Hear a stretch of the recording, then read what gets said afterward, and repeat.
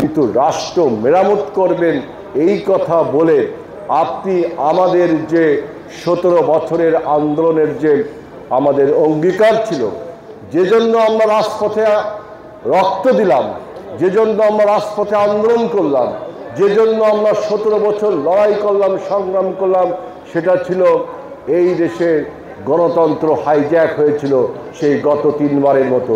90-তে hijack হয়েছিল, 2007 সালে hijack হয়েছিল, আবার পাকিস্তান আমলে হাইজ্যাক হয়েছিল। সেই গণতন্ত্রের জন্য আমরা বহুবার রক্ত দিয়েছি। এবারও গণতন্ত্রের জন্য 24-এর জন্য ছাত্র জনতা রক্ত দিয়েছে। এবং এই গণতন্ত্রের যে অন্যতম সত্য যে মানুষের ভোটের অধিকার, গত 17 বছর বাংলাদেশের কোনো মানুষ ভোটের যে স্বাদ, ভোটের যে আস্বাদ, সেই স্বাদ থেকে মানুষ বঞ্চিত ছিল। মানুষ ভোট দিতে চায়। অনেকে বলেন যে বিএনপি শুধু নির্বাচনের জন্য তাড়াহুড়া করছে। আপনি অনির্বাচিত একটি সরকার কতদিন থাকবেন? যে বলেন রাষ্ট্রকে মেরামত করবেন, রাষ্ট্রকে সংস্কার করবেন, তা আপনি যদি অনির্বাচিত হন তাহলে আপনি কি মেরামত করবেন, কি সংস্কার করবেন? আপনার সেই অ্যাপ্রুভালটা কে দিল? আপনি কিভাবে এন্টাইটেল হলেন যে আপনি মেরামত করবেন, আপনি সংস্কার করবেন? আপনি তো নির্বাচিত প্রতিনিধি না।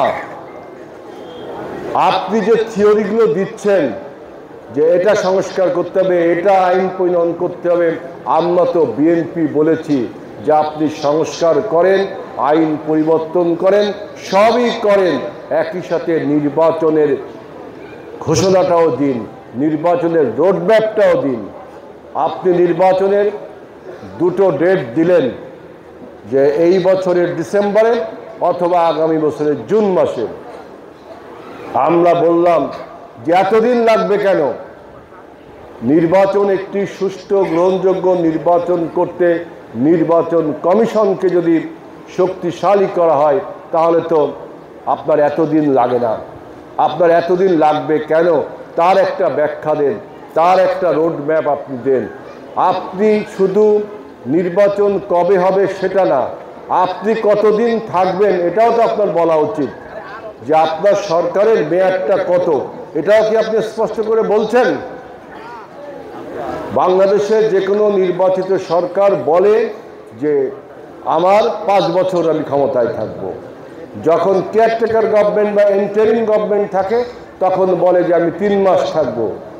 গত কেয়ারটেকার অর্থাৎ ফখরুদ্দিন মঈনুদ্দিনের অভিশপ্ত সরকার, সে কিন্তু বলেছিল আমি 2 বছর থাকব।